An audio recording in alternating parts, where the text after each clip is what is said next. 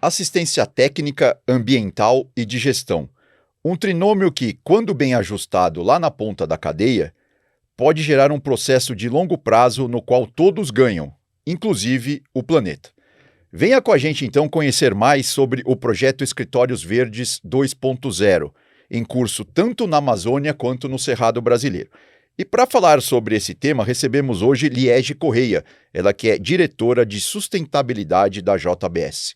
Seja muito bem-vinda, Liege. Obrigado por ter aceitado o nosso convite. Muito obrigada pelo convite. Bom, Liege, vamos começar então pela gênese do programa, né? Como que a criação dos Escritórios Verdes 2.0 transforma na prática o dia a dia dos pequenos pecuaristas, tanto na Amazônia quanto no Cerrado? Obrigada. Bom, na verdade, o projeto começa em 2021.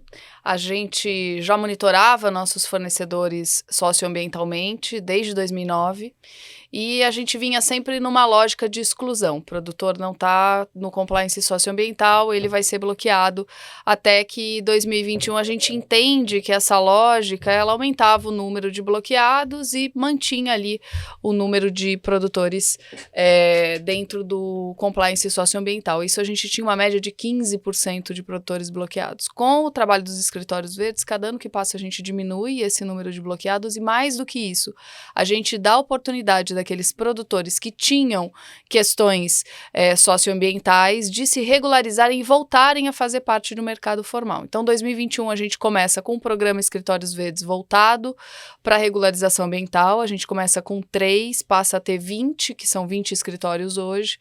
E há 2 anos atrás, a gente entende essa lógica do Escritório Verde 2.0, que é o quê? Trazer, além desse pilar da regularização socioambiental, assistência técnica e também assistência de gestão. Então, o produtor basicamente chega com o cadastro ambiental rural dele.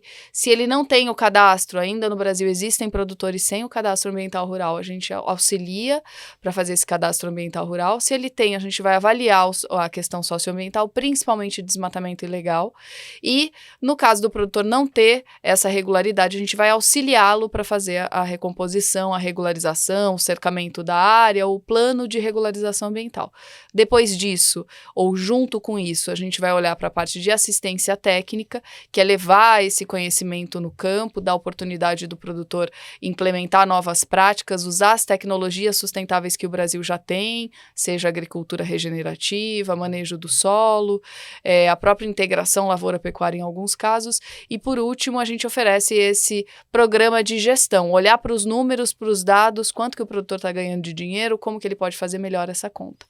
O bloqueio é principalmente por causa de regularização fundiária? 90% hoje dos produtores que a gente tem uma série de critérios, né? Não pode ter sobreposição com terra indígena, unidade de conservação, territórios quilombolas, o desmatamento ilegal, embargos com o IBAMA e embargos também sociais do ponto de vista da lista do trabalho escravo, por exemplo. Então a gente consulta as listas públicas, os mapas públicos, mas principalmente hoje 90% dos casos estão relacionados a desmatamento ilegal. Tá certo. E quando a gente fala de técnicas, né, de tecnologia, técnicas de manejo, quais estão se mostrando mais eficazes para aumentar a produtividade no campo?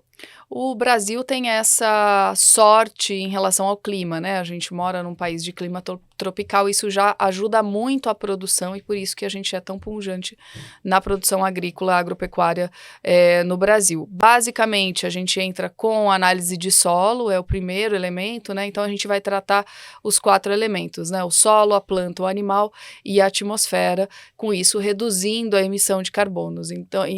Então, primeiro a gente vai olhar para o solo, faz uma análise de solo, verifica pH e fertilidade. Num segundo momento, a planta, o manejo dessa pastagem tratada como agricultura. Importante dizer isso, né? A pecuária também é agricultura, porque a gente precisa da pastagem bem manejada. Então, a gente vai olhar para a fertilidade desse solo para ter uma pastagem melhor adensada, para a quantidade de animais adequados ali nessa área e o bem-estar animal também. Com todos esses elementos controlados e toda a tecnologia utilizada, a gente tem a oportunidade de emitir menos carbono e ter uma pecuária cada vez mais sustentável, que faz parte da solução, sequestrando mais carbono do que emitindo. Ou seja, são 2 processos em paralelo aí, ao mesmo tempo, claro, que esses escritórios tentam melhorar a vida do produtor, a produtividade, também tem essa preocupação com emitir menos carbono para a atmosfera. Exato, o componente social é essencial, né? A vida dessa família, desse produtor que está ali no campo, principalmente pequenos e médios produtores que não conseguem acessar, inclusive, crédito, né? Um produtor rural com o cadastro ambiental dele irregular, ele não consegue acesso a crédito. Então, ele entra numa espiral de ficar cada vez mais excluído de um mercado ativo, de um mercado formal e regular. Então, com isso, a gente auxilia o produtor a recuperar a oportunidade dele para se relacionar com diversos stakeholders ali, vender para diversas empresas, escolher o parceiro comercial dele, mas também cuidando do meio ambiente, cuidando desse solo bem manejado, melhorando a diversidade do solo, a biodiversidade, e também melhorando a condição planta e bem-estar animal, que animais bem alimentados são melhores produtos no final ali para ter um alimento mais saudável. Ou também. seja, dentro desse processo o produtor também consegue destravar o acesso ao crédito. É uma oportunidade que ele tem. Os escritórios verdes atuam nesse eixo de, são os 3 pilares, como eu falei, né? Regularização socioambiental, assistência técnica, assistência de gestão, mas ao passar por esses pilares, ele também flexibiliza e facilita, inclusive a gente tem parceiros nos escritórios verdes, alguns bancos, a ter acesso a crédito e a melhores créditos disponíveis, que a gente sabe que o crédito também passa por uma série de documentos e uma parte burocrática que ele precisa ter, e a gente auxilia nesse processo também. Tá. Agora, em termos de estratégia para combater as mudanças climáticas globais, de que forma o programa garante que os pequenos produtores sejam aliados das metas climáticas internacionais e não sejam excluídos, né, no caso? Sem dúvida, a gente precisa contar com todo mundo, né, para a gente alcançar as metas, e mais só do que alcançar as metas é ter a sustentabilidade dentro das nossas casas, né? A gente não pode esquecer que a fazenda, a produção rural, a propriedade rural, ela passa por uma família, ela passa por pessoas, e é o indivíduo que vai tomar a decisão de qual manejo ele vai seguir de acordo com aquilo que ele tem disponibilidade e acesso. Então, o que o Escritório Verde vem fazendo é justamente dar a disponibilidade e o acesso a esses produtores para que eles possam escolher caminhos mais sustentáveis, com produções mais adequadas para o tipo de solo e de manejo e de produção que ele quer ter, animais com bem-estar animal, mas principalmente pessoas engajadas em uma fazenda e uma produção sustentável, que reúne os componentes ambientais, sociais, mas também econômicos, ou seja, uma rentabilidade para o produtor, garantindo assim que ele mantenha a produção dele, mantenha de uma forma sustentável, passando por outras gerações, né? Pensando aí na sucessão familiar também, garantindo as novas gerações que elas queiram estar no campo, porque ele justamente vai ter uma produção, um legado a deixar sustentável, tanto do ponto de vista ambiental, do ponto de vista social e econômico. Agora, do ponto de vista geográfico, né, esses escritórios estão espalhados tanto pelo Cerrado quanto pela Amazônia. Mas estão mais em um bioma que outro ou não? A coisa está equânime aí em termos de distribuição geográfica desses Hoje escritórios. São 20 escritórios físicos que eles atuam nos biomas Cerrado e Amazônia, mas também Mata Atlântica e Pantanal. Né?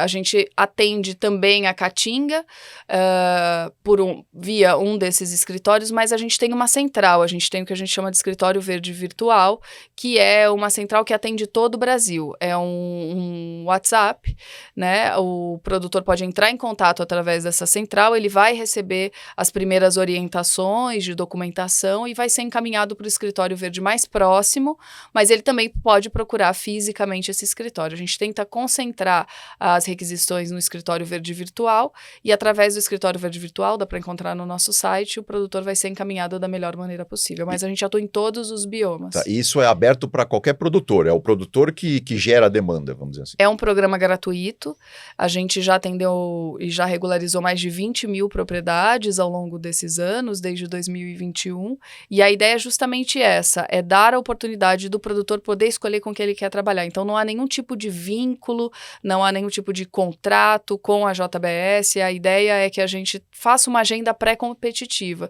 pensando no produtor, pensando também na imagem do Brasil. E dá para perceber diferentes demandas dependendo do bioma que está sendo atendido? Eu acho que tem bioma Amazônia muito mais uma demanda da regularização socioambiental num primeiro momento, mas ao mesmo tempo já é um bioma que isso está mais pacificado de certa forma, né? O produtor no bioma Amazônia, ele pode produzir em 20% da área só. Então 80% da área precisa Tem que ser ser mantida. preservada. E essa cultura já tem há mais tempo, né? O bioma Amazônia foi muito olhado. E o desafio do bioma Cerrado é que o Cerrado ainda tem 40 milhões de hectares para serem abertos legalmente pelos produtores, segundo o Código Florestal. São áreas que têm uma possibilidade de exploração maior, então o produtor precisa se sentir recompensado para que ele mantenha essas áreas intactas, né, obviamente, e também possa recuperar as áreas degradadas. O Cerrado, junto com a Amazônia, a gente também tem os mesmos 40 milhões de hectares hoje, segundo o Ministério da Agricultura, aptos para serem produzido agricultura, mas que precisam ser recuperadas, né? Essas áreas degradadas a serem recuperadas também. Agora, Led, dentro desse contexto, a questão da agricultura regenerativa veio para ficar, né? Eu acho que é um caminho seguro aí, tanto para a produção quanto, claro, para o enfrentamento às mudanças climáticas, né? A gente tem falado muito sobre agricultura regenerativa e aí volto a dizer, né, que a pecuária faz parte da agricultura, então ela também é a pecuária regenerativa, mas que é um conceito moderno, mas não é um conceito novo, né? A gente já tem isso na nossa cultura, na cultura do produtor rural, de muitos anos, na cultura dos povos originários, que é como é que a gente mantém o solo que a gente utiliza e que a gente colhe esses recursos de lá, né? A gente tem que manter esse solo coberto, esse solo fertilizado, esse solo com o pH corrigido. Então, começa justamente por usar do solo que ele tem de melhor, mas também devolver para esse solo essa microbiodiversidade que vai garantir a sustentabilidade das culturas ali. Então, o conceito de agricultura regenerativa a gente tem ouvido falar mais, mas é importante dizer que é um conceito que já existe no Brasil há muitos anos.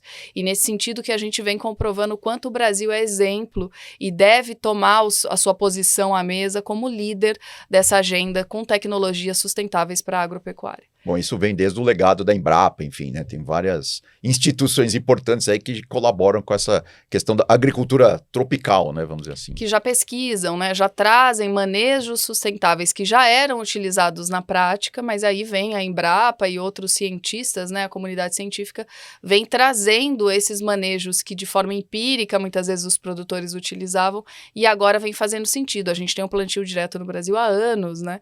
Que é um dos exemplos de cobertura do solo. A integração lavoura-pecuária, lavoura-pecuária-floresta, o componente florestal sendo colhido também, as 3 safras que a gente fala, né? Milho, soja e a pecuária. A braquiária vem como uma terceira cultura e o gado vai fazer a colheita dessa braquiária ainda, transformar em carne, né? Em produto. Então, a gente vê esses alimentos sendo produzidos, às vezes na mesma área. Isso é uma tecnologia que o Brasil tem, o Brasil desenvolveu, mas que a gente não consegue tomar a liderança disso de forma a ser reconhecido internacionalmente. Então, mas isso está virando nessa chave ou não, assim, em termos de reconhecimento internacional das práticas usadas aqui no Brasil? Eu tenho visto muito a comunidade científica se aproximando do Brasil e querendo entender e assim, são descobertas, né? Então, quando você tem um cientista que ele olha, a gente abre uma trincheira no solo de uma produção de braquiária de 90 dias, ela chega a 4 metros de profundidade à raiz e a gente ainda tem discussões sobre remoção de carbono em 30 centímetros. Então, você vê que tem, assim, um tempo ainda para a ciência também poder acompanhar o que o Brasil já faz, né? A gente fica muito balizado às vezes por normas e regulações de climas que não são o clima do Brasil. E com isso tem uma contribuição enorme da pesquisa brasileira, né? Diversos institutos de pesquisa, incluindo a Embrapa, mas outros, as universidades trabalhando nesse sentido. Então a comunidade científica olha para o Brasil como uma oportunidade, mas ainda os consumidores, os mercados compradores, ainda olham com uma certa desconfiança. Óbvio que a gente sabe que são barreiras muitas vezes não tarifárias, mas que são impostas, e a gente precisa desmistificar, democratizar e espalhar essa informação para que cheguem com olhos baseados em dados científicos de como o Brasil é líder nesse sentido. Então, isso tem mudado sim, a COP está aí para fazer o momento do Brasil demonstrar tudo aquilo que ele já faz, porque eu acho que na COP é uma oportunidade da gente não só fazer novos anúncios, mas consolidar o que a gente já vem falando há tanto tempo e uma oportunidade de ser ouvido. Então você já se antecipou a minha próxima pergunta, que era exatamente em relação à COP. Ou seja, a COP vai funcionar, você acredita, realmente como essa vitrine para o agronegócio brasileiro mostrar o que está sendo feito aqui internamente? É o que a gente espera, né? Saber com certeza, cravar aqui essa previsão para a gente ouvir daqui a alguns meses e saber se isso aconteceu, mas é uma oportunidade do Brasil se unir. É óbvio que a gente tem discordância e que a gente é na discordância também que a gente evolui, o isso bom debate muito para isso, importante, exato, exatamente.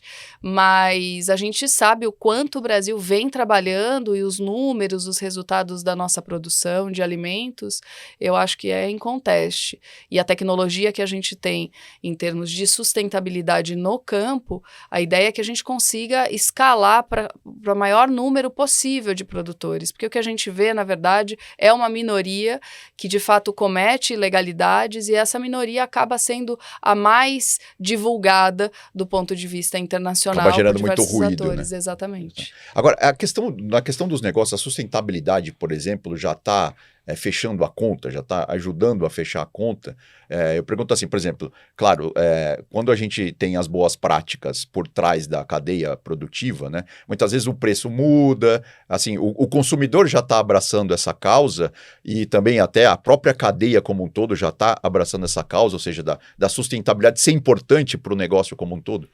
O consumidor, ele não quer pagar mais por um produto que seja sustentável, é que ele não quer consumir um produto que não seja sustentável. Então, a lógica não é uma lógica de ganhar mais pelo produto. A lógica, na verdade, é de garantir a venda do produto. Então, é nesse sentido que a gente tem trabalhado, de oferecer para o produtor, levar para a mesa para o consumidor, ou seja, oferecer as tecnologias para o produtor para que ele possa produzir alimentos que cheguem à mesa de um consumidor que demanda por isso e que são todos nós, né, na verdade.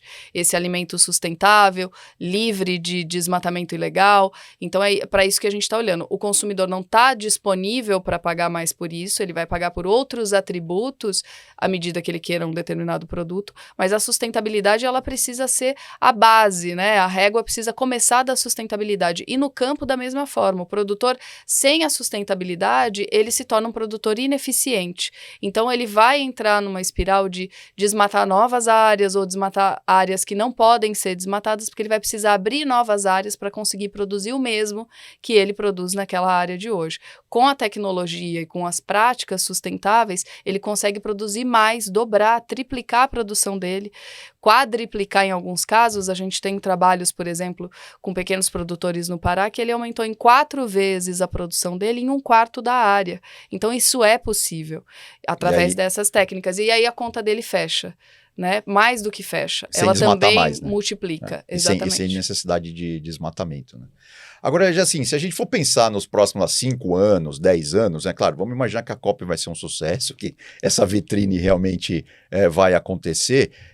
O que precisa ser feito, assim, em médio e longo prazo e tal, para que tudo isso que a gente está falando aqui se multiplique ainda mais e atinja, claro, cada vez mais um número maior de produtores? Escalar, né? A gente precisa sempre lembrar que a decisão é do produtor, a decisão é individual, né? A gente está falando de uma propriedade privada, e para isso a gente precisa levar esse conhecimento ao campo. Uma vez levado o conhecimento ao campo, uma vez adotadas as técnicas, a gente melhora, mas para isso tem um trabalho de convencimento e um trabalho que é setorial, um trabalho que são multi-stakeholders participando dessa mesa. Então, a gente começa pelas indústrias, pelo setor privado, mas a gente precisa contar com o setor público, fazendo a parte dele, comando e controle, fiscalização. A gente precisa contar com outros stakeholders e a gente precisa contar com o setor financeiro, oferecendo taxa de juros e crédito para esse produtor que quer fazer a transformação. Então, a gente já faz um grande trabalho, mas a gente sabe que ainda tem um desafio de aumentar esse trabalho. Então, a gente quer potencializar com outros parceiros e a gente tem feito essas parcerias com diversos atores, sociedade civil, governos, para que a gente aumente ainda mais a potência da assistência técnica no campo, que leva ao conhecimento e ajuda o produtor a adotar práticas mais sustentáveis. E o produtor abraça a causa rapidamente quando ele percebe que a coisa está fluindo, né? Ele vê o efeito do conhecimento, do convencimento, e eu brinco que é o efeito inveja, né? Então ele olha, hoje a gente tem situações desse tipo, a gente tem produções que as fazendas são vizinhas, em uma delas a reserva legal está preservada, aquela propriedade tem 1,5 grau, 2 graus a menos do que a outra propriedade, e isso é uma condição num período de muita seca que vai dar uma resiliência para aquela cultura. Esse produtor vai ter uma safra 30% maior de qualquer que seja o produto dele em relação ao outro, e aí ele vai começando a entender, mas o que o meu vizinho está fazendo que eu não estou fazendo, por que o resultado dele é diferente do meu? Então a gente comprova que a preservação ambiental aliada às técnicas de sustentabilidade, preservação do solo e todos os componentes que a gente falou aqui, trazem um ganho e um recurso. E esse outro produtor, eles vão conversando e vão formando esse efeito de copiar as boas práticas para ter resiliência e maior sustentabilidade. No caso, a grama, no caso, não é a grama, né? Mas a produção do vizinho acaba... O pasto do vizinho é sempre mais verde, né? Por que será, né? Porque ele tem técnicas, as raízes vão em profundidade, ele sequestra mais carbono, o animal dele tem um bem-estar que na outra fazenda não tem, ele tem a reserva legal, a temperatura da fazenda é menor. Então, com ciência, informação, a gente consegue fazer a inclusão. Tá certo. Liegi, muito obrigado, viu, por ter aceitado nosso convite, foi muito interessante a conversa aqui. Eu que agradeço. Bom, gente, então é isso, né? Fiquem ligados nas plataformas eletrônicas do Estadão, também no nosso jornal impresso, porque aqui o lema é esse, é o bom debate para ajudar, seja o produtor, para ajudar também os consumidores e para ajudar principalmente, claro, o planeta a sobreviver das mudanças climáticas, tá bom? Fiquem bem, até a próxima. Tchau.